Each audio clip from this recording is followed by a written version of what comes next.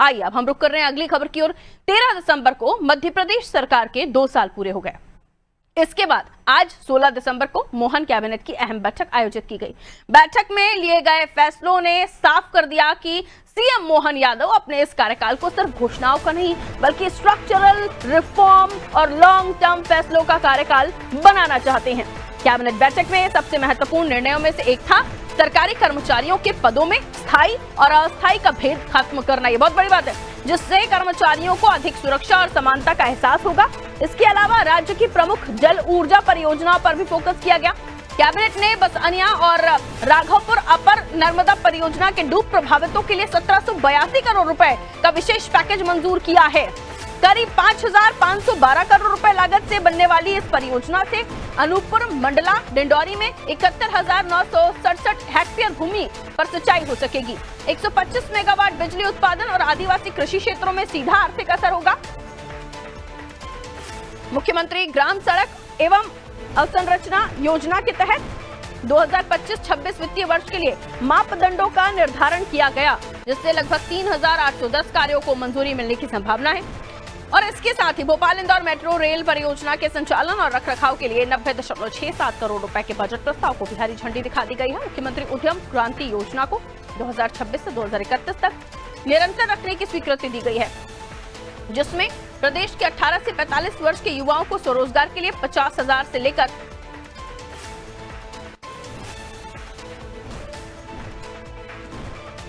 आपको बता दें, जिसमें प्रदेश के 18 से 45 वर्ष के युवाओं को स्वरोजगार के लिए 50,000 से लेकर 50 लाख रुपए तक का ऋण मिलेगा। इसके अलावा मध्य प्रदेश में वन विज्ञान केंद्र की स्थापना का निर्णय लिया गया है, जिसके तहत 2025 से 2030 तक 6 वन विज्ञान केंद्रों की स्थापना की जाएगी, जिसमें राज्य में अतिरिक्त आय के साधन तैयार होंगे।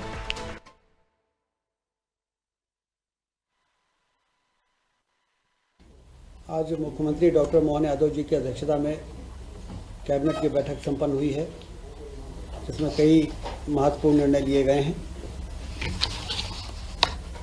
अपर नर्मदा परियोजना, राघवपुर बहुउद्देशीय परियोजना और बसानिया बहुउद्देशीय परियोजना के डूब प्रभावितों के लिए विशेष पैकेज जो प्रावधान था, उसमें 1782 करोड़ रुपए और विशेष पैकेज के रूप में स्वीकृत हुआ है। इससे 5,512 करोड़ की 3 जिलों की अनूपपुर मंडला और डिंडौरी की सिंचाई योजना का काम अब तेज़ी से शुरू हो सकेगा। इन तीनों जिलों में 71,967 हेक्टेयर ज़मीन सिंचाई होगी और 125 मेगावाट की बिजली का उत्पादन भी होगा। कुल मिला के डूब प्रभावितों के लिए एक बहुत बड़ी राहत विशेष पैकेज के द्वारा आज स्वीकृत हुई है। भोपाल और इंदौर मेट्रो रेल परियोजना के संचालन और रखरखाव के लिए राजस्व मद में बजट का प्रस्ताव आज कैबिनेट में लाया गया था।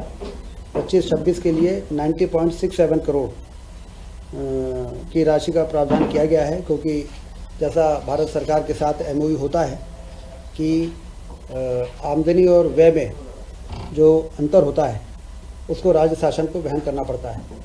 इसलिए चूँकि अब ये शुरुआत है, आने वाले दिनों में स्टेट बजट पर कम बाहर आए, इसके लिए तो ये परियोजना में काम करने वाले लोग हैं अपने आमदनी के स्रोत को बढ़ाएंगे। लेकिन अभी इस वर्ष 90.67 करोड़ के अंतर का अनुमान लगाते हुए बजट में प्रावधान इसका किया गया है, जिस वन विज्ञान केंद्र की स्थापना होगी। जैसे कृषि विज्ञान केंद्र होते हैं, उसी प्रकार से वन विज्ञान केंद्र एक नया नवाचार है। ये 25-26 से लेके 29-30 तक राज्य में 6 वन विज्ञान केंद्र की स्थापना होगी। इसमें उसके सेटअप के लिए 48 करोड़ रुपए मंजूर किए गए हैं। वन विज्ञान केंद्र की स्थापना प्रदेश में वन क्षेत्र के बाहर वानिकी विस्तार गतिविधियों को बढ़ाने, वन भूमि की उत्पादकता बढ़ाने, काष्ठ के विदोहन से अतिरिक्त आय के साधन हेतु जागरूकता बढ़ाने, रिसर्च, एग्रो फॉरेस्ट्री को कैसे बढ़ाया जा सकता है। अशासकीय संस्था द्वारा भी वन विज्ञान केंद्र की स्थापना वन विभाग की अनुमति से की जा सकेगी। राज्य शासन में कार्यरत कर्मियों के पदों से संबंधित अस्थायी और स्थायी पद का अंतर समाप्त किया गया है। 10 प्रकार के जो वर्गीकरण होते हैं कर्मचारियों के, नियमित, संविदा और आउटसोर्स, अंशकालीन और कई प्रकार के, तो उसमें कर्मचारियों को रिटायरमेंट के बाद, प्रोबेशन के बाद कई चीज़ों में जो परेशानी आती थी, अब वो 10 श्रेणी के बजाय 5 श्रेणी ही रहेंगी और काफ़ी इससे कर्मचारी वर्ग को राहत मिलेगी। तो भोपाल मेट्रो रेल प्रोजेक्ट जिसको लेकर हम देख रहे हैं कि लगातार बजट को लेकर भी प्रावधान किया गया और लगातार इस प्रोजेक्ट पर काम भी हो रहा है। वहीं आप आ जाइए, नर्मदा विकास घाटी से जुड़े हुए जो परियोजनाएं हैं उनको लेकर भी चर्चा हुई। कई महत्वपूर्ण फैसले मोहन कैबिनेट में लिए गए। सरकार के 2 साल और 2 साल के बाद ये हुई मीटिंग जो बताती है कि काम की घोषणा नहीं, काम करके भी दिखाएंगे। आइए दिव्या मेरे सहयोगी हमारे साथ जुड़ रहे हैं, उनकी तरफ मैं रुक कर लेती हूं। दिव्या, कैबिनेट बैठक हुई और बहुत ही महत्वपूर्ण ये कैबिनेट बैठक जिसमें हमने कई सारे कामों को लेकर प्रस्ताव की बात कही, स्थायी और अस्थायी कर्मचारियों को लेकर ये जो खासतौर पर ये जो अंतर था इसको खत्म करने की बात, कई सारी चीजें थी जो आज कैबिनेट में राजेंद्र शुक्ला जी ने जानकारी भी दी है। क्या कुछ महत्वपूर्ण बिंदु थे जो आपने नोटिस किए, दर्शकों को बताइए। जी बिल्कुल पारुल, जैसे कि सरकार को 2 साल हो गया है और उसके बाद जैसे कि आज जो पहली बैठक थी उसमें मुख्यमंत्री ने जो नियम जो फैसले लिए, आप देखेंगे वो नवाचार भी है, उसमें बड़े कदम भी हैं और लोगों की को राहत भरे भी हैं। तो जैसे कि पहले मैं बताऊं, जो ये नवाचार है, ये कृषि विज्ञान केंद्र जो बनने जा रहे हैं, ये एक बड़ा नवाचार, जैसा खुद अभी इसको ब्रीफिंग करते हुए जो राजेंद्र शुक्ला जी ने बताया कि एक बड़ा नवाचार है और 6 ऐसे विज्ञान केंद्र बनने हैं। तो इसी के साथ जो एक सबसे बड़ा जो आज इन्होंने फैसला लिया है कैबिनेट में कि जो तरह तरह की जो कैटेगरी थी कर्मचारियों की, उनको खत्म करते हुए अब सिर्फ 5 कैटेगरी की है। इसमें जो महत्वपूर्ण है जो संविदा, नियमित और आउटसोर्स, जो ये खास महत्वपूर्ण है। क्योंकि पहले क्या होता था पारुल कि तरह तरह की जो कैटेगरीज होने के कारण जब मामला कोर्ट में जाता था, प्रकरण होता था, तो काफी गफलत होती थी, जिसके कारण कई बार सरकार को भी हार का सामना करना पड़ता था। अब ये तमाम तरह की जो थी और दैनिक वेतनभोगी, इसको भी खत्म किया है। तो एक स्थायी और अस्थायी का जो मामला है, जो अंतर बहुत समय से जो ये भेद चला आ रहा था, वो खत्म किया है। तो ये एक महत्वपूर्ण जो है घोषणा आज की गई है और इसी के साथ इनको क्या क्या सुविधाएं दी जाएंगी, किस तरह की, जैसे कि अनुकंपा नियुक्ति है और तरह तरह की जो तमाम सुविधाएं कर्मचारियों को दी जाती है, इसके ऊपर भी चर्चा की गई है।